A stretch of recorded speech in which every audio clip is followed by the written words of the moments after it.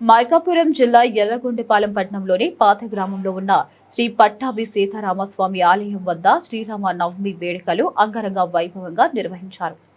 ఉదయం నుంచే స్వామివారికి ప్రత్యేక పూజలు, నైవేద్యాలు సమర్పించారు. భక్తులకు పానకం, వడపప్పు పంపిణీ చేసే కార్యక్రమాన్ని ఘనంగా నిర్వహించారు.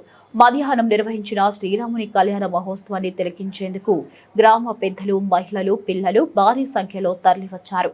వేద మంత్రాల నడుమ జరిగిన స్వామివారి కళ్యాణ తంతును భక్తులు భక్తి శ్రద్ధలతో వీక్షించారు.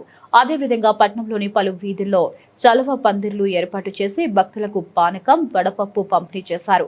పట్టణ ప్రజలు భక్తి శ్రద్ధలతో శ్రీరామనవమి పండుగను ఘనంగా జరుపుకున్నారు. ఈ సందర్భంగా ఆలయ కమిటీ పెద్దలు మాట్లాడుతూ శ్రీరాముడు చూపిన ధర్మ మార్గం ప్రతి ఒక్కరికి అనుసరణీయమని తెలిపారు. ఆలయ ధర్మకర్తలు స్వామివారికి ప్రత్యేక పూజలు నిర్వహించారు. ఈ కార్యక్రమంలో గ్రామ పెద్దలతో పాటు నాగరాజు, సూర్య రమేష్, సూర్య ప్రసాద్, పెద్దకాపు మరియు గ్రామస్తులు పాల్గొన్నారు.